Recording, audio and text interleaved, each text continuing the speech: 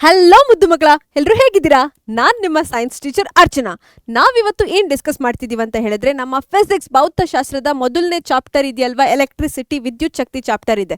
ಆ ಚಾಪ್ಟರಲ್ಲಿ ತುಂಬ ಇಂಪಾರ್ಟೆಂಟ್ ಅಂತ ಹೇಳಿದ್ರೆ ನ್ಯೂಮರಿಕಲ್ಸ್. ಸುಮಾರು 8 to 9 ಫಾರ್ಮುಲಾಸ್ ಇದೆ. ಒಂದೇ ವಿಡಿಯೋದಲ್ಲಿ 8 to 9 ಫಾರ್ಮುಲಾಸ್ ಯೂಸ್ ಮಾಡಿಬಿಟ್ಟು ನಾವು ಪ್ರಾಬ್ಲಮ್ಸ್ನ ಸಾಲ್ವ್ ಮಾಡ್ತಾ ಹೋದರೆ ನಿಮಗೂ ಕಲಿಯೋದಕ್ಕೆ ಕಷ್ಟ ಆಗುತ್ತೆ ಅಲ್ವಾ, ಸಿಕ್ಕಾಪಡೆ ಕನ್ಫ್ಯೂಷನ್ ಆಗುತ್ತೆ. ಸೊ ಅದಕ್ಕೋಸ್ಕರ ನಾವೇನು ಮಾಡೋಣ, ಪಾರ್ಟ್ 1 ಪಾರ್ಟ್ 2 ಅಂತ ಎಲ್ಲ ಮಾಡಿಬಿಟ್ಟು ಭಾಗ 1 ಭಾಗ 2 ಅಂತೆಲ್ಲ ಮಾಡಿಬಿಟ್ಟು ಭಾಗ 1ರಲ್ಲಿ ಲಿಮಿಟೆಡ್ ಆಗಿ ಒಂದು 2-3 ಫಾರ್ಮುಲಾಸನ್ನು ಯೂಸ್ ಮಾಡಿಕೊಂಡು ಪ್ರಾಬ್ಲಮ್ ಸಾಲ್ವ್ ಮಾಡೋ ಥರ ಮಾಡೋಣ, ಆಯಿತಾ? ಅದಾದಮೇಲೆ ಪಾರ್ಟ್ 2 ಅಲ್ಲಿ ನಿನ್ನ ಮಿಕ್ಕಿದ ಯಾವುದೆಲ್ಲ ಫಾರ್ಮುಲಾಸ್ ಇದೆ ಅದನ್ನು ಯೂಸ್ ಮಾಡಿಕೊಂಡು ಸಾಲ್ವ್ ಮಾಡೋದಕ್ಕೆ ಟ್ರೈ ಮಾಡೋಣ. ಸೊ ಇಂಪಾರ್ಟೆಂಟ್ ಅಂತ ಹೇಳ್ತಿದ್ದೀನಿ, ಯಾಕಂತಂದರೆ ನಮ್ಮ ಎಲೆಕ್ಟ್ರಿಸಿಟಿ ಚಾಪ್ಟರ್ 8 to 10 ಮಾರ್ಕ್ಸಿಗೆ ಬರುತ್ತೆ. ಈ 8 to 10 ಮಾರ್ಕ್ಸಲ್ಲಿ ಮ್ಯಾಕ್ಸಿಮಮ್ ಅವ್ರು ಯಾವುದ್ರ ಮೇಲೆ ಫೋಕಸ್ ಮಾಡ್ತಾರೆ, ನ್ಯೂಮರಿಕಲ್ ಸಂಖ್ಯಾತ್ಮಕ ಸಮಸ್ಯೆಗಳ ಮೇಲೇ ಫೋಕಸ್ ಮಾಡ್ತಾರೆ. ಸೊ ಅದಕ್ಕೋಸ್ಕರ ನಾವೇನು ಮಾಡಬಾರ್ದು, ನ್ಯೂಮರಿಕಲ್ಸನ್ನು ನೆಗ್ಲೆಕ್ಟ್ ಮಾಡಲೇಬಾರ್ದು. ಸೊ ಹಾಗಿದ್ರೆ ತಡ ಮಾಡದೆ ನಾವು ಭಾಗ 1ರಲ್ಲಿ ಯಾವುದೆಲ್ಲ ಫಾರ್ಮುಲಾಸ್ ಮೇಲೆ ಕಲಿಯೋಣ ಅಂತ ಹೇಳಿದ್ರೆ, ಮೊದಲನೇದು ನಮ್ಮ ಕೆಲಸದ ಮೇಲೆ, ವರ್ಕ್ ಡನ್ ಅಂತ ಹೇಳ್ತೀವಲ್ವಾ, ಕೆಲಸದ ಮೇಲೆ ಇರುತ್ತೆ. ಮತ್ತು ವೋಲ್ಟೇಜ್ ಮೇಲೆ, ಪೊಟೆನ್ಷಿಯಲ್ ಡಿಫ್ರೆನ್ಸ್ ವಿಭವಾಂತರ ಅಂತ ಹೇಳ್ತೀವಲ್ಲ ಅದ್ರ ಮೇಲೆ ಇರುತ್ತೆ. ಮತ್ತು ಚಾರ್ಜ್ ಅಂತ ಹೇಳಿದ್ರೆ ನಮ್ಮ ಆವೇಶಗಳ ಮೇಲೆ ಇರುತ್ತೆ. ಕರೆಂಟ್ ವಿದ್ಯುತ್ ಪ್ರವಾಹದ ಮೇಲೆ ಕಲಿಯೋಣ. ಮತ್ತು ನಮ್ಮ ಓಮ್ಸ್ ಲಾ ಇದೆಯಲ್ವಾ, ಅದ್ರ ಮೇಲೂ ಕೂಡ ಒಂದು ಪ್ರಾಬ್ಲಮನ್ನು ಸಾಲ್ವ್ ಮಾಡೋಣ. ಸೊ ಭಾಗ 1ರಲ್ಲಿ ನಾವು ಇಷ್ಟು ಟಾಪಿಕ್ಕನ್ನು ಇನ್ಕ್ಲೂಡ್ ಮಾಡ್ಕೊಳ್ಳೋಣ, ಸರಿನಾ ಮಕ್ಕಳ? ಸರಿ, ಆಗಿದ್ರೆ ಬನ್ನಿ ಫಸ್ಟ್ ಕ್ವೆಶ್ಚನ್ ಏನಿದೆ ಅಂತ ನೋಡೋಣ. ಸೊ ಮೊದಲನೇ ಕ್ವೆಶ್ಚನ್ ನೋಡ್ತಿದ್ದೀರಾ, ಅ current off 0.5 ampere is drawn by a filament of an electric bulb for 10 minutes. Find the amount of electric charge that flows through the circuit. Kannada medium ಮಕ್ಕಳಿಗೆ, ವಿದ್ಯುತ್ ಬಲ್ಬಿನ ತಂತಿಯ ಮೂಲಕ 0.5 ಆಂಪಿಯರ್ ವಿದ್ಯುತ್ ಪ್ರವಾಹವು 10 ನಿಮಿಷಗಳ ಕಾಲ ಪ್ರವಹಿಸುತ್ತದೆ. ಆಗ ವಿದ್ಯುತ್ ಮಂಡಲದಲ್ಲಿ ಪ್ರವಹಿಸಿದ ವಿದ್ಯುತ್ ಆವೇಶಗಳ ಪ್ರಮಾಣವನ್ನು ಕಂಡುಹಿಡಿಯಿರಿ ಅಂತ ಕೇಳ್ತಾ ಇದ್ದಾರೆ ಮಕ್ಕಳ. ಕ್ವೆಶ್ಚನ್ ಓದ್ಕೊಂಡ್ರ ಮಕ್ಕಳ? ಇವಾಗ ನೆಕ್ಸ್ಟ್ ಏನು ಮಾಡಬೇಕು ಅಂತ ಹೇಳಿದ್ರೆ, ಮೊದಲನೇದು ಯಾವುದೇ ನ್ಯೂಮರಿಕಲ್ ಸಾಲ್ವ್ ಮಾಡಬೇಕಾದ್ರೆ ಫಸ್ಟ್ ಏನೆಲ್ಲ ಕೊಟ್ಟಿದ್ದಾರೋ ಅದನ್ನು ಲಿಸ್ಟ್ ಮಾಡಬೇಕು. ಸೊ ನಮ್ಮ ಈ ಕ್ವೆಶ್ಚನಲ್ಲಿ ಏನೆಲ್ಲ ಕೊಟ್ಟಿದ್ದಾರೆ ಮಕ್ಕಳ? ಕರೆಂಟ್ ಅಂತ ಹೇಳಿದ್ದಾರೆ 0.5 ಆಂಪಿಯರ್. ನೀವು ಯೂನಿಟ್ ನೋಡಿದ ತಕ್ಷಣವೇ ಇದು ಏನು ಅಂತ ಹೇಳಬೇಕು, ಸರಿನಾ? ಯೂನಿಟ್ ನೋಡಿದ್ದಾರೆ, ಆಂಪಿಯರ್ ಅಂತ ಇದೆ. ಆಂಪಿಯರ್ ಕ್ಯಾಪಿಟಲ್ ಎ ಇದೆ ಅಂತ ಹೇಳಿದ್ರೆ ಅದು ಕರೆಂಟಿನ ಯೂನಿಟ್, SI ಯೂನಿಟ್ ಅಂತ ತಲೆಯಲ್ಲಿ ಇರಬೇಕು. ಸೊ ಕರೆಂಟನ್ನ ಹೇಗೆ ಸೂಚಿಸ್ತೀವಿ ಮಕ್ಕಳ? ಕ್ಯಾಪಿಟಲ್ ಐ ಇಂದ ಡಿನೋಟ್ ಮಾಡ್ತೀವಿ. ಸೊ ವಿದ್ಯುತ್ ಪ್ರವಾಹನ ನಾವು ಕ್ಯಾಪಿಟಲ್ ಐ ಇಂದ ಬರಿತೀವಿ, ಸರಿನಾ? ಎಷ್ಟು ಅಂತ ಹೇಳಿದ್ದಾರೆ? 0.5 ಆಂಪಿಯರ್ ಅಂತ ಹೇಳಿದ್ದಾರೆ. ಸೊ ಬರ್ಕೋತಾ ಇದ್ದೀನಿ. ನೆಕ್ಸ್ಟ್ ಏನು ಕೊಟ್ಟಿದ್ದಾರೆ ಮಕ್ಕಳ? ನೆಕ್ಸ್ಟ್ ಏನು ಕೊಟ್ಟಿದ್ದಾರೆ? ಟೈಮ್ ಕೊಟ್ಟಿದ್ದಾರೆ. ಎಷ್ಟು ಟೈಮ್ ಅಂತ ಹೇಳಿದ್ರೆ ಸ್ಮಾಲ್ ಟಿ. ಎಷ್ಟೋ ಮಕ್ಕಳು ಕ್ಯಾಪಿಟಲ್ ಟಿ ಬರೀತೀರಾ. ಕ್ಯಾಪಿಟಲ್ ಟಿ ಬಂದ್ಬಿಟ್ಟು ತಾಪಮಾನ, ಟೆಂಪರೇಚರ್ಗೆ. ಸೊ ಸ್ಮಾಲ್ ಟಿ ಬಂದ್ಬಿಟ್ಟು ಟೈಮ್ಗೆ, ನೆನಪಿರಲಿ. ಎಷ್ಟು ನಿಮಿಷ ಅಂತ ಹೇಳಿದ್ದಾರೆ ಮಕ್ಕಳ? 10 minutes ಅಂತ ಹೇಳಿದ್ದಾರೆ. ನಾವು 10 ನಿಮಿಷ ಅಂತ ಕೊಟ್ಟಿದ್ದಾರಲ್ವಾ, ಈ ನಿಮಿಷದಿಂದ ನಾವು ಯಾವುದಕ್ಕೆ ಕನ್ವರ್ಟ್ ಮಾಡ್ಕೋಬೇಕು ಅಂತ ಹೇಳಿದ್ರೆ ಸೆಕೆಂಡಿಗೆ ಕನ್ವರ್ಟ್ ಮಾಡಬೇಕು. ಸೊ ಆಗಿದ್ರೆ 1 minute ಅಂತ ಹೇಳಿದ್ರೆ, 1 ನಿಮಿಷ ಅಂತ ಹೇಳಿದ್ರೆ ಎಷ್ಟು ಸೆಕೆಂಡ್ಸ್ ಮಕ್ಕಳ? 60 seconds ಅಲ್ವಾ? ಓಕೆ, ನಾವು ಎಷ್ಟು ನಿಮಿಷನ ಕನ್ವರ್ಟ್ ಮಾಡಬೇಕು? 10 minutesನ ಕನ್ವರ್ಟ್ ಮಾಡಬೇಕು. 1 ನಿಮಿಷ ಅಂತ ಹೇಳಿದ್ರೆ 60 seconds ಆಗಿದ್ರೆ 10 minutes ಅಂತ ಹೇಳಿದ್ರೆ ಎಷ್ಟು ಸೆಕೆಂಡ್ಸ್? ಕ್ರಾಸ್ ಮಲ್ಟಿಪ್ಲಿಕೇಶನ್ ಮಾಡಬೇಕು ಅಷ್ಟೇ. 10 into 60 ಎಷ್ಟಾಗುತ್ತೆ ಮಕ್ಕಳ? 600 seconds ಆಗುತ್ತೆ. ಸೊ 10 ನಿಮಿಷ ಅಂತ ಹೇಳಿದ್ರೆ 600 ಸಿಕ್ತು. ಓಕೆ, ಇವಾಗ ನಮಗೆ ಏನು ಕಂಡುಹಿಡಿಯೋಕ್ಕೆ ಹೇಳಿದ್ದಾರೆ? ಚಾರ್ಜನ್ನ ಕಂಡುಹಿಡಿಬೇಕು. ನಾವು ವಿದ್ಯುತ್ ಆವೇಶಗಳ ಪ್ರಮಾಣವನ್ನು ಕಂಡುಹಿಡಿಬೇಕು. ಈ ವಿದ್ಯುತ್ ಆವೇಶ ಚಾರ್ಜನ್ನ ಯಾವುದರಿಂದ ನೋಟಿಫೈ ಮಾಡ್ತೀವಿ ಮಕ್ಕಳ, ಡಿನೋಟ್ ಮಾಡ್ತೀವಿ ಅಂತ ಹೇಳಿದ್ರೆ ಕ್ಯಾಪಿಟಲ್ ಲೆಟರ್ ಕ್ಯೂ ಇಂದ. ಸೊ ಇವಾಗ ನಾವೇನು ಫೈಂಡ್ ಔಟ್ ಮಾಡೋಕ್ಕೆ ಹೇಳಿದ್ದಾರೆ? ನಮಗೆ ಕ್ಯೂವನ್ನು ಕಂಡುಹಿಡಿಯೋಕ್ಕೆ ಹೇಳಿದ್ದಾರೆ. ಫಾರ್ಮುಲಾ ಗೊತ್ತಾ ಮಕ್ಕಳ? ಕ್ಯೂ ಈಕ್ವಲ್ಸ್ ಟು IT ಅಂತ ಫಾರ್ಮುಲಾ ಇದೆ, ಆಯಿತಾ? ಸೊ ಇವಾಗ ನಾವು ಕ್ಯೂ ಕಂಡುಹಿಡಿಬೇಕು. ಐ ಕೊಟ್ಟಿದ್ದಾರೆ ನಮಗೆ, ಎಷ್ಟು ಕೊಟ್ಟಿದ್ದಾರೆ?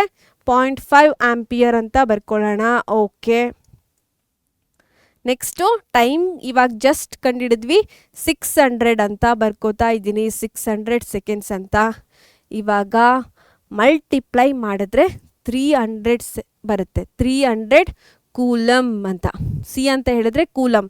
ಚಾರ್ಜ್ದು SI ಯೂನಿಟ್ ಬಂದ್ಬಿಟ್ಟು ಕೂಲಮ್. ಅದಕ್ಕೆ ನಾನೇನು ಬರಿತಾ ಇದ್ದೀನಿ, ಕೂಲಮ್ ಸಿ ಅಂತ ಬರಿತಾ ಇದ್ದೀನಿ. 300 ಅಂತ ಸಿಗುತ್ತೆ ಆನ್ಸರ್. ಎಷ್ಟೋ ಮಕ್ಕಳಿಗೆ ಈ ಡೆಸಿಮಲ್ ಬಂತು ಅಂತ ಹೇಳಿದ್ರೆ ಕನ್ಫ್ಯೂಷನ್ ಆಗುತ್ತೆ, ಹೇಗಪ್ಪ ಮಾಡೋದು ಅಂತ. ನೀವು ನಮ್ಮ ಫೌಂಡೇಶನ್ ಕೋರ್ಸಲ್ಲಿ ಅಥವಾ ಕ್ಲಾಸಲ್ಲಿ ನೋಡಿದಾಗ ಈ ಡೆಸಿಮಲನ್ನು ಫ್ರ್ಯಾಕ್ಷನ್ನಿಗೆ ಕನ್ವರ್ಟ್ ಮಾಡೋದು ಹೇಳ್ಕೊಟ್ಟಿರ್ತೀನಿ. ನಾವು ಇಲ್ಲಿ ಬರಿತಾ ಇದ್ದೀನಿ, ಜಸ್ಟ್ ಮಕ್ಕಳ ಇಲ್ಲಿ ಬರಿತಾ ಇದ್ದೀನಿ. ಓಕೆ, ಈ 0.5 ಇದೆ ಅಲ್ವಾ, ಇದನ್ನು ನಾವು ಈ ಥರ ಬರ್ಕೋಬೋದಾ, 5/10 ಅಂತ.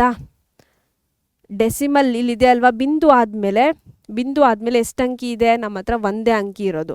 ಸೊ 1 ಮುಂದೆ 1 0 ಹಾಕಬೇಕು. 1 ಯಾವಾಗಲೂ ಕಾಮನ್ ಇರುತ್ತೆ, ಬಟ್ ಡೆಸಿಮಲ್ ಆದಮೇಲೆ 2 ಸಂಖ್ಯೆ ಇದ್ದರೆ 2 0 ಹಾಕ್ತಿದ್ವಿ. ಇಲ್ಲಿ 1 ಅಂಕಿ ಇದೆ, ಸೊ ಅದಕ್ಕೆ 1 0 ಹಾಕಿದ್ದೀವಿ. ಡೆಸಿಮಲ್ ಆದಮೇಲೆ ಯಾವ ಸಂಖ್ಯೆ ಇರೋದು ನಮ್ಮ ಹತ್ರ, 5 ಒಂದೇ ಇದೆ, ಸೊ 5ನ ಬರ್ಕೋತಿದ್ದೀನಿ. 0.5ನ ನೀವು ಯಾವ ಥರ ಬರಿಬೋದು ಫ್ರ್ಯಾಕ್ಷನಲ್ಲಿ, ಭಿನ್ನರಾಶಿಯಲ್ಲಿ ಅಂತ ಹೇಳಿದ್ರೆ 5/10 ಅಂತಲೂ ಬರ್ಬೋದು. ಸೊ 600 ಇದೆ ಅಲ್ವಾ, 600ನ್ನು ಬರಿತಾ ಇದ್ದೀನಿ. ಓಕೆ, ಇವಾಗ ನೀವೇನು ಮಾಡ್ಬೋದು, 5 1s 5 2s. ಓಕೆ, 2 1s 2 300 ಅಂತ ಸಿಗುತ್ತೆ ಆನ್ಸರ್. ಈ ಥರ ಕೂಡ ನೀವು ಬರಿಬೋದು. ಸರಿನಾ? ಇನ್ನೂ ಒಂದು ಮೆಂಟಲ್ ಟ್ರಿಕ್ ಅಂತ ಹೇಳ್ಬೋದು. ಓಕೆನಾ? ಏನದು ಅಂತ ಟ್ರಿಕ್ ಅಂತ ಹೇಳಿದ್ರೆ, 0.5 ಅಂತ ಹೇಳಿದ್ರೆ ಅರ್ಧ ಅಲ್ವಾ ಮಕ್ಕಳ, ಅರ್ಧ ತಾನೇ. ನೀವು ಡಿರೆಕ್ಟಾಗಿ 5/10 ಅಂತ ಬರ್ಕೊಳ್ಳೋದನ್ನು 0.5 ಅಂತ ಹೇಳಿದ್ರೆ ಅರ್ಧ ಅಂತ ಬರ್ಕೊಂಡು ನೀವು ಈಗೂ ಕೂಡ ಡಿವೈಡ್ ಮಾಡ್ಬೋದು. 2 1s 2 300 ಅಂತ ಡಿರೆಕ್ಟಾಗಿ ಸಿಗುತ್ತೆ. ಇಲ್ಲ ಮ್ಯಾಮ್ ಅಂತ ಹೇಳಿದ್ರೆ ಇಲ್ಲೇ ಆರಾಮಾಗಿ ಕ್ವಿಕ್ಕಾಗಿ ಮಾಡ್ಬೋದು. ಹೇಗೆ ಅಂತ ಹೇಳಿದ್ರೆ 0.5 ಅಂದರೆ ಅರ್ಧ ತಾನೆ. ಸೊ 600ನ ಅರ್ಧ ಯಾವುದು ಅಂತ ಹೇಳಿದ್ರೆ 300 ತಾನೆ. ಸೊ 600 ಅರ್ಧ ಅಂದರೆ 300. ಇಲ್ಲ ಅಕಸ್ಮಾತ್ ಏನಾದರೂ 0.5 ಇದೆ ಅಲ್ವಾ, ಇದ್ರ ಬದಲು 0.25 ಅಂತ ಇದೆ ಅಂತ ಇಟ್ಕೊಳ್ಳಿ. 0.25 ಅಂತಿದ್ರೆ ಕಾಲು ಭಾಗ ಅಲ್ವಾ. ನೀವು ಡಿರೆಕ್ಟಾಗಿ 600ನ ಕಾಲು ಭಾಗ 1/4 ಅಂತ ಹೇಳಿದ್ರೆ ಎಷ್ಟು, ಆ ಥರ ಕೂಡ ನೀವು ತೊಗೋಬೋದು. ಸೊ ಈ ಥರ ಇದ್ದಾಗ ನೀವು ಈ ಮೆಥಡ್ ಆದರೂ ಡಿರೆಕ್ಟಾಗಿ ಮಲ್ಟಿಪ್ಲೈ ಮಾಡಿ, ಅಥವಾ ಫ್ರ್ಯಾಕ್ಷನಿಗೆ ಕನ್ವರ್ಟ್ ಮಾಡ್ಕೊಂಡಾದರೂ ಮಾಡಿ, ಇಲ್ಲ ಈ ಥರನಾದರೂ ಮಾಡಿ. ಸರಿನಾ ಮಕ್ಕಳ? ಸೊ ಇವಾಗ ಕ್ಯಾಲ್ಕುಲೇಷನ್ ಈಸಿ ಆಯಿತು ಅಂತ ಅನ್ಕೋತೀನಿ. ಯಾವುದೇ ಕಾರಣಕ್ಕೂ ಯೂನಿಟ್ ಬರೆಯೋದನ್ನ ಮರಿಬಾರ್ದು. ನೆಕ್ಸ್ಟ್ ಕ್ವೆಶನ್ ಹೋಗೋದ್ವಾ? ಓಕೆ, ನೆಕ್ಸ್ಟ್ ಕ್ವೆಶ್ಚನ್ ಏನಿದೆ, a current of 150 milliampere flows through a circuit for 2 minutes. Find the amount of charge that flows through the circuit ಅಂತ ಇದೆ. ಕನ್ನಡ ಮೀಡಿಯಂ ಮಕ್ಕಳಿಗೆ ಒಂದು ವಿದ್ಯುತ್ ಮಂಡಲದಲ್ಲಿ 150 ಮಿಲಿಆಂಪಿಯರ್ ವಿದ್ಯುತ್ ಪ್ರವಾಹವು 2 ನಿಮಿಷಗಳ ಕಾಲ ಪ್ರವಹಿಸುತ್ತದೆ. ಮಂಡಲದಲ್ಲಿ ಪ್ರವಹಿಸುವ ಆವೇಶದ ಪ್ರಮಾಣವನ್ನು ಕಂಡುಹಿಡಿಯಿರಿ ಅಂತ ಕೇಳ್ತಾ ಇದ್ದಾರೆ. ಓಕೆ, ಕ್ವೆಶ್ಚನ್ ಇವಾಗ ಓದಿದ್ದೀರಾ ಅಂತ ಅನ್ಕೋತಿದ್ದೀನಿ, ಕ್ಲಾರಿಟಿ ಇದೆ ಅಂತ ಅನ್ಕೋತಿದ್ದೀನಿ ಏನೆಲ್ಲ ಕೊಟ್ಟಿದ್ದಾರೆ ಅನ್ನೋದ್ರ ಮೇಲೆ. ಸೊ ಕರೆಂಟ್ ಇದೆ ಮಕ್ಕಳ, ಕರೆಂಟ್ ಇದೆ. ಕರೆಂಟನ್ನ ನಮಗೆ ಗೊತ್ತು, ಐ ಇಂದ ವಿದ್ಯುತ್ ಪ್ರವಾಹನ ಯಾವುದರಿಂದ ಡಿನೋಟ್ ಮಾಡ್ತೀವಿ, ಐ ಇಂದ ಡಿನೋಟ್ ಮಾಡ್ತೀವಿ. ಸೊ ಎಷ್ಟು ಕೊಟ್ಟಿದ್ದಾರೆ ಮಕ್ಕಳ, 150 ಮಿಲಿಆಂಪಿಯರ್ ಅಂತ ಕೊಟ್ಟಿದ್ದಾರೆ. ಮಿಲಿಆಂಪಿಯರ್, ಮಿಲಿ ಅಂತ ಇದು. ಈ ಎಮ್ಮನ್ನು ಯಾವ ಥರ ಬರ್ಕೋತೀವಿ ಅಂತ ಹೇಳಿದ್ರೆ 10 ಪವರ್ -3 ಅಂತ ಬರ್ಕೋತೀವಿ. ಮಿಲಿ ಅಂತ ಹೇಳಿದ್ರೆ 10⁻³ ತಲೆಯಲ್ಲಿ ಇರಲಿ. ಸೊ ಈ 150 ಅಂತ ಬರ್ಕೊಳ್ಳೋಣ, ಮಿಲಿ ಜಾಗಕ್ಕೆ ಏನಾಗ್ತಾ ಇದ್ದೀನಿ, ಇಂಟು 10⁻³ ಆಂಪಿಯರ್. ಮಿಲಿ ಜಾಗಕ್ಕೆ ಏನು ಹಾಕಿದ್ದೀನಿ, 10⁻³ ಹಾಕಿದ್ದೀನಿ. ನೆಕ್ಸ್ಟ್ ಏನು ಕೊಟ್ಟಿದ್ದಾರೆ ಮಕ್ಕಳ, ನಮಗೆ ಟೈಮ್ ಕೊಟ್ಟಿದ್ದಾರೆ. ಟೈಮ್ ಎಷ್ಟು ಅಂತ ಕೊಟ್ಟಿದ್ದಾರೆ, 2 minutes ಅಂತ ಕೊಟ್ಟಿದ್ದಾರೆ. ನಾವಿದನ್ನು ಯಾವುದಕ್ಕೆ ಕನ್ವರ್ಟ್ ಮಾಡ್ಕೊಳ್ಳೋಣ, ಸೆಕೆಂಡಿಗೆ ಕನ್ವರ್ಟ್ ಮಾಡ್ಕೊಳ್ಳೋಣ. ಯಾವಾಗ್ಲೂ ಏನು ಗೊತ್ತಾ, ಮಿನಿಟ್ಸಲ್ಲಿ ಕೊಟ್ಟಾಗ ಸೆಕೆಂಡಿಗೆ ಕನ್ವರ್ಟ್ ಮಾಡಬೇಕು. ಸರಿನಾ? 2 minutes ಅಂತ ಹೇಳಿದ್ದಾರೆ. ನಾವೇನು ತಗೊಳ್ಳೋಣ, 2 ಅಲ್ಲಿಗೆ ಎಷ್ಟಾಗುತ್ತೆ, 2 × 60 ಬಂದುಬಿಟ್ಟು 120 seconds ಆಗುತ್ತೆ. ಇಲ್ಲಿ ಬರೆದ್ಬಿಡ್ತೀನಿ, 2 × 60 ಮಾಡಿದ್ರೆ, ಯಾಕಂದರೆ 1 ನಿಮಿಷ ಅಂತ ಹೇಳಿದ್ರೆ 60 seconds ಅಲ್ವಾ, ನಾವು 2 minutes ಸಿಗಬೇಕು. ಸೊ 120 seconds ಅಂತ ಬರ್ಕೋತಿದ್ದೀರಿ. ನೆಕ್ಸ್ಟ್ ಏನು ಕಂಡುಹಿಡಿಬೇಕು, find the amount of charge that flows through the circuit. ನಮಗೆ ಏನು ಕಂಡುಹಿಡಿಯೋಕೆ ಹೇಳಿದ್ದಾರೆ, ಚಾರ್ಜನ್ನೇ ಕಂಡುಹಿಡಿಯೋದಕ್ಕೆ ಹೇಳಿದ್ದಾರೆ. ಸೊ ಬನ್ನಿ ಮಕ್ಕಳಾಗಿದ್ದರೆ ಕಂಡುಹಿಡಿಯೋಣ. ನಮಗೆ ಫಾರ್ಮುಲಾ ಗೊತ್ತು, Q equals to I T ಅಂತ. ಓಕೆ, ಐ ಎಷ್ಟಿದೆ ಮಕ್ಕಳ?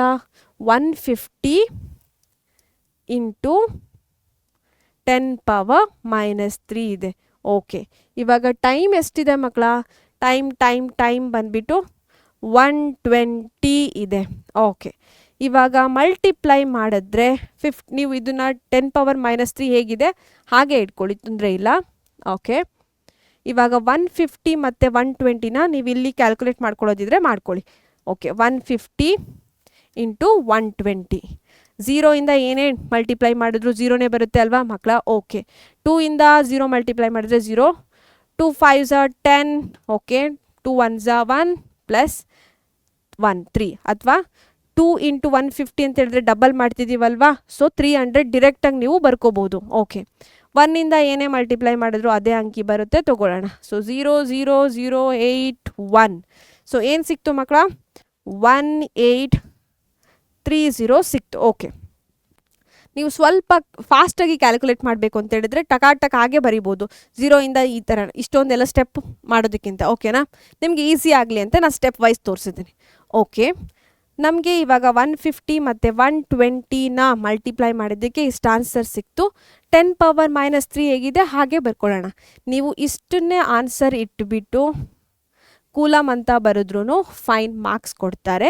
ನೀವು ಇನ್ನೂ ಸ್ವಲ್ಪ ಅಡ್ವಾನ್ಸ್ ಲೆವೆಲಿಗೆ ಹೋಗಿ ನಾವು ಡೆಸಿಮಲ್ನ ಈ 10⁻³ ಹೇಗೆ ಶಿಫ್ಟ್ ಮಾಡೋದು ಅಂತೆಲ್ಲ ಕಲ್ತ್ವಿ ಅಲ್ವಾ, ಪವರನ್ನು ಹೇಗೆ ಡೆಸಿಮಲ್ಗೆ ಶಿಫ್ಟ್ ಮಾಡೋದು ಅಥವಾ ಡೆಸಿಮಲ್ ಇದ್ದಾಗ ಪವರ್ಗೆ ಹೇಗೆ ಶಿಫ್ಟ್ ಮಾಡೋದು ಅಂತ ಫೌಂಡೇಶನ್ ಕ್ಲಾಸಲ್ಲಿ ಆಲ್ರೆಡಿ ಕಲ್ತಿರ್ತೀವಿ. ಯಾರೆಲ್ಲ ಆ ವಿಡಿಯೋನ ಮಿಸ್ ಮಾಡಿದ್ದಾರೆ ದಯವಿಟ್ಟು ಹೋಗಿ ಯೂಟ್ಯೂಬಲ್ಲಿ ಚೆಕ್ ಮಾಡಿ, ನಿಮಗೆ ಸಿಗುತ್ತೆ. ಸರಿನಾ ಮಕ್ಕಳ? ಇವಾಗ ನಾವು ಪಾಯಿಂಟ್ ಇಲ್ಲಿದೆ ಅಂತ ಅಂದ್ಕೊಳ್ಳೋಣ, ನಮಗೆ ಆನ್ಸರ್ ಇಷ್ಟೇ ಅಲ್ವಾ ಸಿಕ್ಕಿದ್ದು, ಸೊ ಅದಕ್ಕೆ ನಾವು ಪಾಯಿಂಟನ್ನು ಇಲ್ಲಿದೆ ಅಂತ ಅಂದ್ಕೊಳ್ಳೋಣ. ಸೊ ನಾನೇನು ಮಾಡ್ತಿದ್ದೀನಿ, ಇವಾಗ ಪಾಯಿಂಟನ್ನ ಈ ಕಡೆ ಶಿಫ್ಟ್ ಮಾಡ್ತಿದ್ದೀನಿ. 1 2 3 ಇಲ್ಲಿಗೆ ಶಿಫ್ಟ್ ಮಾಡೋಣ. ಸೊ ಇವಾಗ ಏನಾಯಿತು, ನಾನು ರೈಟಿಂದ ಲೆಫ್ಟಿಗೆ ಬರ್ತಿದ್ದೀನಲ್ವಾ, ಬಲಗಡೆಯಿಂದ ಎಡಗಡೆಗೆ ಬರ್ತಿದ್ದೀನಿ ಅಂತ ಹೇಳಿದ್ರೆ ಪಾಸಿಟಿವಲ್ ಆಗುತ್ತೆ. ಸೊ 18 ಇಂಟು 10⁻+3 ಆಯಿತು. ಇಲ್ಲಿ ಆಲ್ರೆಡಿ 10⁻³ ಇದೆಯಲ್ವಾ. ಓಕೆ, ಇದು ಏನಾಗುತ್ತೆ, ಕ್ಯಾನ್ಸಲ್ ಆಗಿಬಿಟ್ಟು ನಮಗೆ 18 ಕೂಲಮ್ ಅಂತ ಸಿಗುತ್ತೆ. ನೀವು ಈ ಥರ ಕೂಡ ಆನ್ಸರನ್ನು ಬರಿಬೋದು. 18 ಕೂಲಮ್ ಬರೆದ್ರೂ ಕರೆಕ್ಟ್ ಆನ್ಸರ್, ಅಥವಾ ಮ್ಯಾಮ್ ನಾವು ಡಿರೆಕ್ಟಾಗಿ ಈ ಥರನೇ ಬರಿತೀವಿ ಮ್ಯಾಮ್, 18,000 ಇಂಟು 10⁻³ ಕೂಲಮ್ ಅಂತ ಬರಿತೀವಿ ಅಂದ್ರೂ ಫೈನ್. ಓಕೆನಾ ಮಕ್ಕಳ? ಈ ಕ್ವೆಶ್ಚನ್ ನಿಮಗೆ ಇವಾಗ ಈಸಿ ಆಯಿತು ಅಂತ ಅನ್ಕೋತೀನಿ. ಯಾಕಂತಂದರೆ ಇದನ್ನು ಕೂಡ ಚಾರ್ಜ್ನೇ ಫೈಂಡ್ ಔಟ್ ಮಾಡೋದು, ಆವೇಶನೇ ಕಂಡುಹಿಡಿಯೋದು. ಬಟ್ ನಾನು ಏನಕ್ಕೆ ಈ ಕ್ವೆಶ್ಚನ್ ತೊಗೊಂಡೆ ಅಂತ ಹೇಳಿದ್ರೆ ಮಿಲಿ ಅಂತ ಇತ್ತು, ನಿಮಗೆ ಕನ್ವರ್ಷನ್ಗೆ ಈಸಿ ಆಗಲಿ ಅಂತ. ಯಾವ ಥರ ಕ್ವೆಶ್ಚನ್ ಕೇಳಿದ್ರು ನಿಮ್ಮ ಬೋರ್ಡ್ ಎಕ್ಸಾಮಲ್ಲಿ ನೀವು ಮಿಸ್ ಮಾಡಬಾರ್ದು ಅನ್ನೋ ಕಾರಣಕ್ಕೋಸ್ಕರ. ಸರಿಯಾಗಿದ್ದರೆ ಬನ್ನಿ ನೆಕ್ಸ್ಟ್ ಕ್ವೆಶ್ಚನ್ ಯಾವುದಿದೆ ಅಂತ ನೋಡೋಣ. ನೆಕ್ಸ್ಟ್ ಕ್ವೆಶ್ಚನ್ ಬಂದ್ಬಿಟ್ಟು, how much work is done in moving a charge of 3 coulomb across 2 points having a potential difference 15 volt ಅಂತ ಇದೆ. ಕನ್ನಡ ಮೀಡಿಯಂ ಮಕ್ಕಳಿಗೋಸ್ಕರ 15 ವೋಲ್ಟ್ ವಿಭವಾಂತವಿರುವ 2 ಬಿಂದುಗಳಾದ್ಯಂತ 3 ಕೂಲಮ್ ಆವೇಶವನ್ನು ಚಲಿಸುವಾಗ ಎಷ್ಟು ಕೆಲಸ ಮಾಡಲಾಗುತ್ತದೆ ಅಂತ. ಓಕೆ, ಇಲ್ಲೂ ಕೂಡ ವರ್ಕನ್ನೇ ಕೇಳಿದ್ದಾರೆ. ಓಕೆ, ಹೌ ಮಚ್ ವರ್ಕ್ ಅಂತ ಕೇಳ್ತಿದ್ದಾರೆ. ಓಕೆ, ಚಾರ್ಜ್ ಕೊಟ್ಟಿದ್ದಾರೆ ಮಕ್ಕಳ. ಚಾರ್ಜ್ ಅಂತ ಹೇಳಿದ್ರೆ ಕ್ಯೂ ಅಂತ ಬರ್ಕೋಬೇಕು. ನೀವು ಕೂಲಮ್ ಅಂತ ನೋಡಿದ ತಕ್ಷಣನೇ ತಲೆಯಲ್ಲಿರಬೇಕು ಆವೇಶದ ಬಗ್ಗೆ, ಚಾರ್ಜ್ ಬಗ್ಗೆ ಕೊಟ್ಟಿದ್ದಾರೆ ಅಂತ. ಸೊ ಎಷ್ಟು ಮಕ್ಕಳ? 3 ಕೂಲಮ್ ಅಂತ ಇದೆ. ಸೊ ನಾನು ಬರೀತಾ ಇದ್ದೀನಿ 3 ಕೂಲಮ್ ಅಂತ. ಮತ್ತೆ ಏನು ಕೊಟ್ಟಿದ್ದಾರೆ ಮಕ್ಕಳ? ನಮಗೆ potential difference volt. Okay, potential difference ವಿಭವಾಂತರವನ್ನು ಯಾವ ಥರ ಬರ್ಕೋತೀವಿ? ಕ್ಯಾಪಿಟಲ್ ಲೆಟರ್ ವಿ ಇಂದ. ಯೂನಿಟ್ ಕೂಡ ಸೇಮೇ ಇದೆ ಮಕ್ಕಳ, ಏನು ಕ್ಯಾಪಿಟಲ್ ಲೆಟರ್ ವಿನೇ ಇದೆ. ಸೊ ನಾವು ಬರ್ಕೊಳ್ಳೋಣ 15 ವೋಲ್ಟ್ ಅಂತ. ಓಕೆ, ಇವಾಗ ಏನು ಕಂಡುಹಿಡಿಯೋಕೆ ಕೇಳಿದ್ರು? ವರ್ಕ್ ಡನ್, ಕೆಲಸನ ಕಂಡುಹಿಡಿಯೋಕೆ ಕೇಳಿದ್ದಾರೆ. ಓಕೆ, ಬರ್ಕೋತಾ ಇದ್ದೀನಿ. ಸೊ ನಮಗೆ ಗೊತ್ತು ಫಾರ್ಮುಲಾ ಯಾವುದು ಅಂತ ಹೇಳಿ, W = VQ ಅಂತ ಒಂದು ಫಾರ್ಮುಲಾ ಇದೆ ಕೆಲಸನ ಕಂಡುಹಿಡಿಯೋದಕ್ಕೋಸ್ಕರ. ಸೊ ವಿ ಗೊತ್ತು ನಮಗೆ 15 ವೋಲ್ಟ್ ಅಂತ ಬರ್ಕೋತಾ ಇದ್ದೀನಿ. ಕ್ಯೂ ಗೊತ್ತು ನಮಗೆ ಎಷ್ಟು? 3 ಕೂಲಮ್, ಅದು ಕೂಡ ಬರ್ಕೊಳ್ಳೋಣ. ಓಕೆ, ಸೊ 15 3 ಎಷ್ಟು ಮಗಳ? 45. ಓಕೆ, ವರ್ಕ್ದು SI ಏಕಮಾನ SI ಯೂನಿಟ್ ಬಂದ್ಬಿಟ್ಟು ಏನಿರುತ್ತೆ, ಜೌಲ್ ಇರುತ್ತೆ. ಸೊ ನಾನು ಜೆ ಅಂತ ಬರ್ಕೋತಾ ಇದ್ದೀನಿ. ಸರಿನಾ? ಇಷ್ಟು ಈಸಿ ಲೆಕ್ಕ ಮಕ್ಕಳ. ಫಾರ್ಮುಲಾ ಗೊತ್ತಿದ್ರೆ ಆರಾಮಾಗಿ ಕ್ಯಾಲ್ಕುಲೇಟ್ ಮಾಡ್ಬೋದು. ಸರಿನಾ ಮಕ್ಕಳ? ಹಾಗಿದ್ರೆ ನೆಕ್ಸ್ಟ್ ಕ್ವೆಶನ್ಗೆ ಹೋಗೋಣವಾ? ಓಕೆ, ನೆಕ್ಸ್ಟ್ ಕ್ವೆಶ್ಚನ್ ಏನಿದೆ?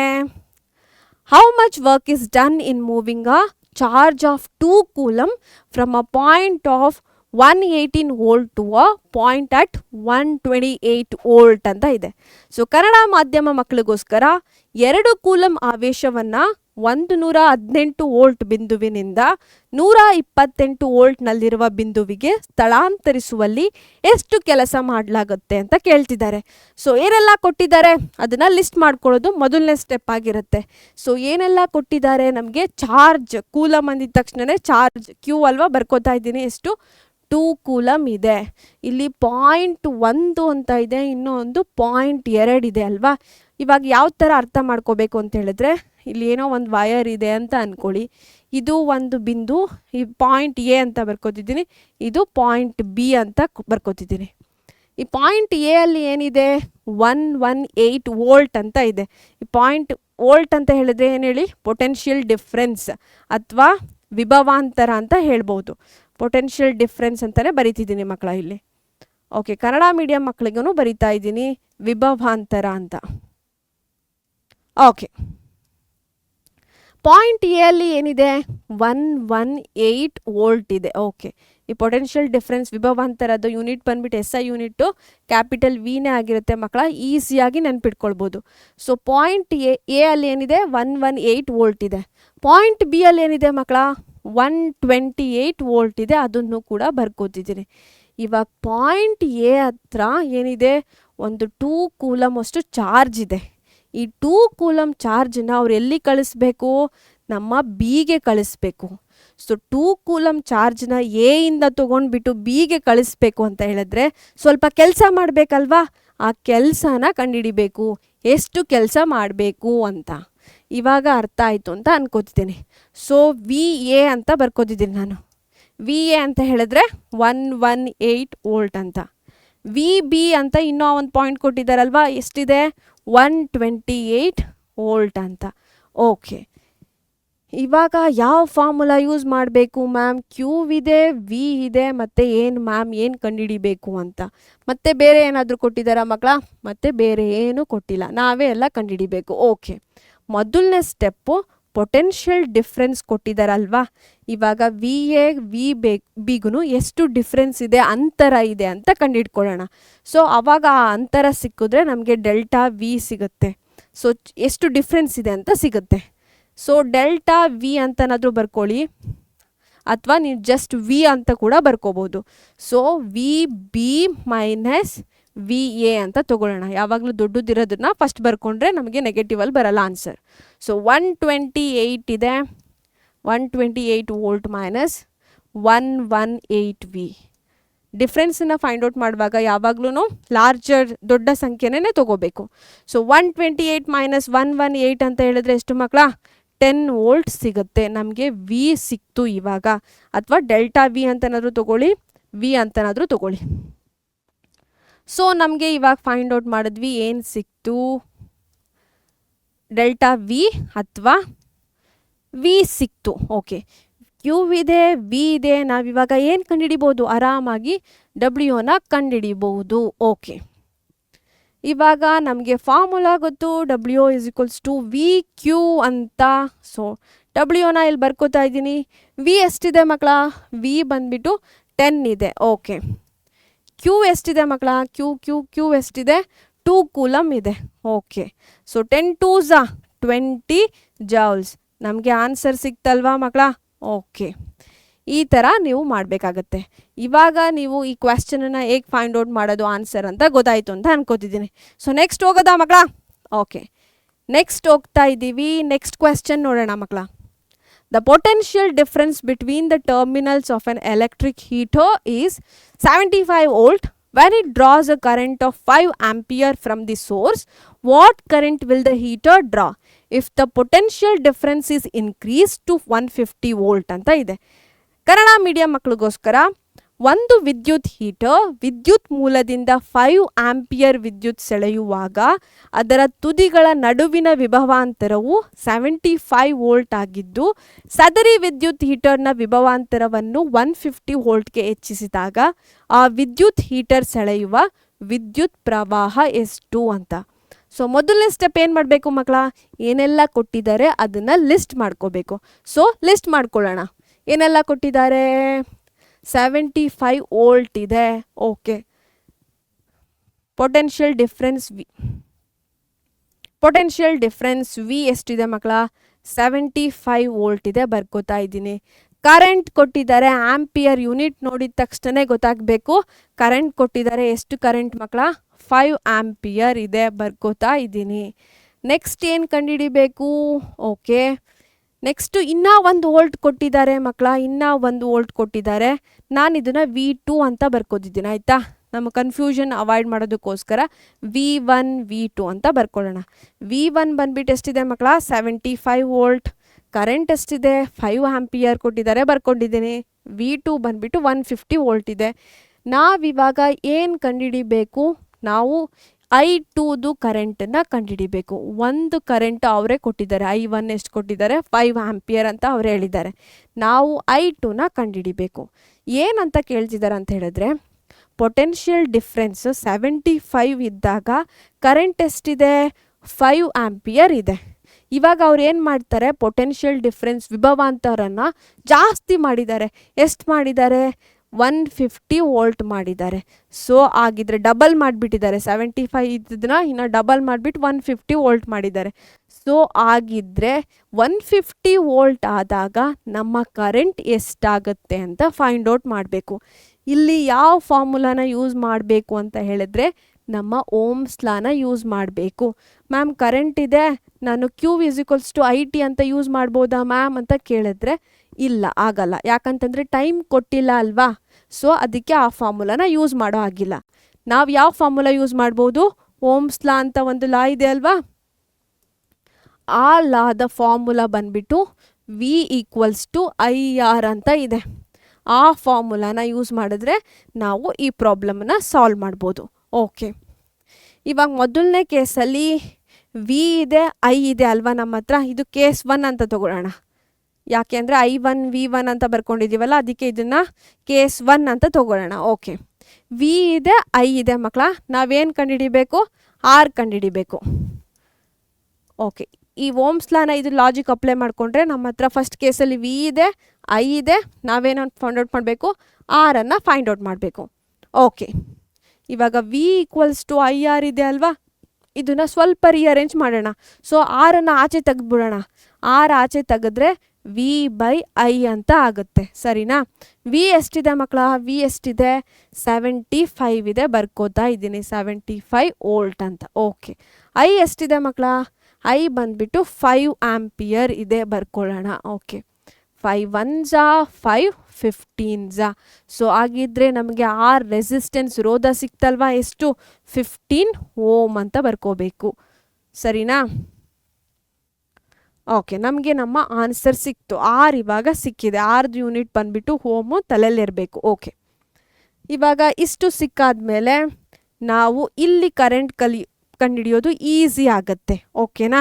ಓಕೆ, ಹೇಗೆ ಮ್ಯಾಮ್ ಅಂತ ನೋಡೋಣ ಬನ್ನಿ. ಓಕೆ, ಇವಾಗ ನಮಗೆ ಸೆಕೆಂಡ್ ಕೇಸಲ್ಲಿ R ಸಿಕ್ಕಿದೆ. R ಸೇಮ್ ಇದೆ, 15 ಓಮ್ ಇದೆ. V2 ಎಷ್ಟಿದೆ ಮಕ್ಕಳ, 150 ವೋಲ್ಟ್ ಇದೆ. ಓಕೆ, ಅದು ಕೂಡ ಸಿಕ್ತು.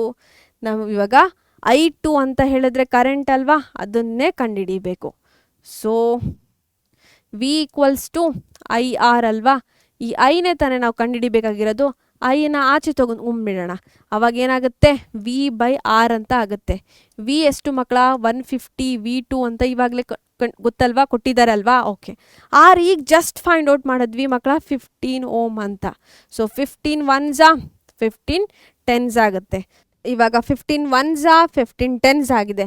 ಸೊ ನಮಗೆ ಕರೆಂಟ್ ಎಷ್ಟು ಸಿಕ್ತು ಮಕ್ಕಳ, 10 ಆಂಪಿಯರ್ ಸಿಕ್ತು. ಕರೆಂಟ್ ಎಷ್ಟು ಸಿಕ್ತು, 10 ಆಂಪಿಯರ್. ಓಕೆ, ಯೂನಿಟ್ ಯಾವಾಗಲೂ ತಲೆಯಲ್ಲಿರಬೇಕು ಮಕ್ಕಳ. ಕರೆಂಟ್ ಅಂದಿದ ತಕ್ಷಣ ಆಂಪಿಯರ್ ಅಂತ ತಲೆಯಲ್ಲಿ ಇರಬೇಕು. ಇವಾಗ ನಮಗೆ I2ದು ಕಂಡುಹಿಡಿದ್ವಿ ಅಲ್ವಾ, ಎಷ್ಟು ಸಿಕ್ತು ಮಕ್ಕಳ ಕರೆಂಟು, 10 ಆಂಪಿಯರ್. ನೀವು ಸ್ವಲ್ಪ ಲಾಜಿಕ್ಕನ್ನು ಯೂಸ್ ಮಾಡಿದ್ದಿದ್ರೆ ಆನ್ಸರ್ ಇಷ್ಟೊಂದೆಲ್ಲ ಮಾಡೋದಕ್ಕಿಂತ ಮುಂಚೆನೇ ನಿಮಗೆ ಆನ್ಸರ್ ಗೊತ್ತಾಗುತ್ತೆ. ಹೇಗೆ ಮ್ಯಾಮ್, ಇಲ್ಲಿ ನೋಡಿ ಕ್ವಶ್ಚನನ್ನು ನೋಡಿ ಸ್ವಲ್ಪ. 75 ವೋಲ್ಟ್ ಇರೋದನ್ನು ಎಷ್ಟು ಮಾಡಿದ್ದಾರೆ? 150 ವೋಲ್ಟ್ ಮಾಡಿದ್ದಾರೆ. 75ಇಂದ 150 ಅಂತ ಹೇಳಿದ್ರೆ ಡಬಲ್ ಮಾಡಿದಾರಲ್ವಾ? ಓಕೆ, ನಮ್ಮ ಕರೆಂಟು ಕೂಡ ಏನಾಗುತ್ತೆ? ಡಬಲ್ ಆಗುತ್ತೆ. ಓಮ್ಸ್ ಲಾ ಚೆನ್ನಾಗಿ ಕಲ್ತಿದ್ರೆ ನಿಮಗೆ ಗೊತ್ತಾಗಿರುತ್ತೆ ಏನಂತ. ಪೊಟೆನ್ಷಿಯಲ್ ಡಿಫ್ರೆನ್ಸ್ ಜಾಸ್ತಿ ಆದರೆ ನಮ್ಮ ಕರೆಂಟ್ ಕೂಡ ಜಾಸ್ತಿ ಆಗುತ್ತೆ. ಡಿರೆಕ್ಟ್ಲಿ ಪ್ರೊಪೋರ್ಷ್ನಲ್, ನೇರ ಅನುಪಾತದಲ್ಲಿರುತ್ತೆ. ಏನೋ V is proportional, directly proportional to I ಅಂತ ನಮ್ಮ ಓಮ್ಸ್ ಲಾ ಹೇಳುತ್ತೆ. ಈ ಲಾಜಿಕ್ ನಮಗೆ ಗೊತ್ತಾದರೆ ಆನ್ಸರ್ ಇಷ್ಟೊಂದೆಲ್ಲ ನೀವು ಕ್ಯಾಲ್ಕುಲೇಟ್ ಮಾಡೋದಕ್ಕಿಂತ ಮುಂಚೆನೇ ನಿಮಗೆ ಆನ್ಸರ್ ಗೊತ್ತಾಗಿರುತ್ತೆ. ಅದಕ್ಕೆ ಕಾನ್ಸೆಪ್ಟನ್ನ ಅರ್ಥ ಮಾಡ್ಕೊಂಡು ಕಲಿಬೇಕು ಅಂತ ಹೇಳೋದು. ಸರಿನಾ ಮಕ್ಕಳ? ಓಕೆ ಮಕ್ಕಳ, ಇವತ್ತಿನ ಪಾರ್ಟ್ 1ನಲ್ಲಿ ನಾವು ವರ್ಕ್ ಡನ್, ಕೆಲಸದ ಮೇಲೆ, ಚಾರ್ಜ್ ಆವೇಶದ ಮೇಲೆ, ಕರೆಂಟ್ ವಿದ್ಯುತ್ ಪ್ರವಾಹದ ಮೇಲೆ, ಮತ್ತು ಓಮ್ಸ್ ಲಾ ವಿಭವಾಂತರದ ಬಗ್ಗೆ ಎಲ್ಲ ಕಲ್ತ್ವಿ ಅಲ್ವಾ ಪಾರ್ಟ್ 1ನಲ್ಲಿ. ನನಗೆ ನೀವು ಕಮೆಂಟ್ ಸೆಕ್ಷನಲ್ಲಿ ತಿಳಿಸಿದ್ರೆ ಪಾರ್ಟ್ 2 ಕೂಡ ಕಂಟಿನ್ಯೂ ಮಾಡೋಣ. ಯಾಕಂತಂದರೆ ನಿಮ್ಮ ಬೋರ್ಡ್ ಎಕ್ಸಾಮಲ್ಲಿ ಈ ಪರ್ಟಿಕ್ಯುಲರ್ ಚಾಪ್ಟರ್ ಮೇಲೆ, ವಿದ್ಯುತ್ ಶಕ್ತಿ ಅಥವಾ ಎಲೆಕ್ಟ್ರಿಸಿಟಿ ಚಾಪ್ಟರ್ ಮೇಲೆ ನ್ಯೂಮರಿಕಲ್ಸ್ ಕ್ವೆಶ್ಚನ್ ಸಿಕ್ಕಾಪಟ್ಟೆ ಕೇಳ್ತಾರೆ.